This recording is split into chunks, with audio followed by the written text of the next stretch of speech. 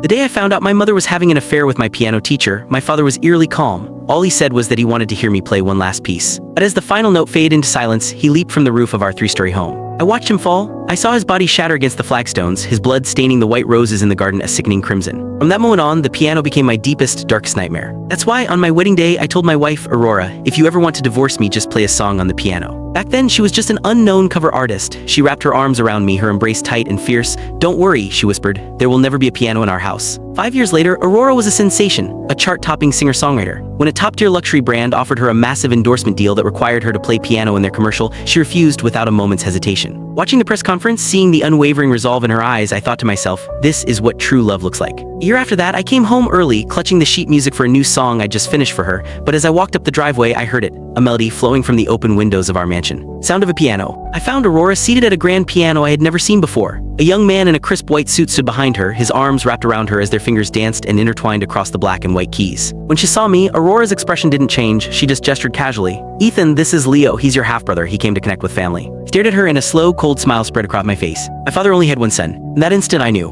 Our marriage was over.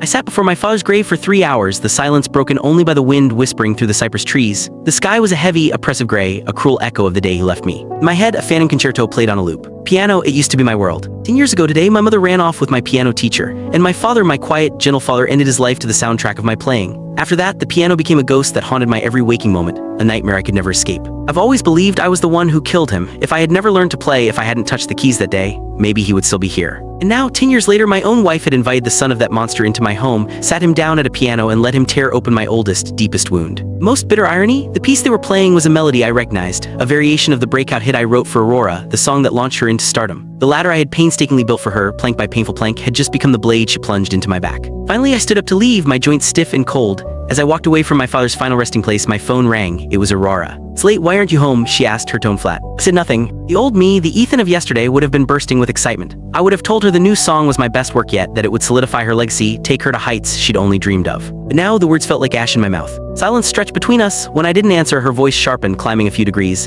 Did you hear me? I'm talking to you. At the cemetery, I said, my voice hollow. A pause on her end. Then with a sigh of impatience, she said, you're not seriously upset about me playing the piano with Leo, are you? It's been 10 years, Ethan. Don't you think it's time to let it go? I wanted to scream, to rage, but a vicious cramp suddenly twisted my gut, so intense that the phone slipped from my grasp and clattered onto the pavement. Aurora must have heard the thud because her tone shifted instantly. Is it your stomach? Are you having an attack? She asked, a flicker of concern in her voice. Stay right where you are, I'm coming to take you to the hospital. All those years, locked away in my studio, pouring my soul into her music, I'd forgotten to eat, to sleep, to take care of myself. The relentless pace had shredded my health, leaving me with a severe stomach. Click the link on the homepage to watch the full follow-up for free.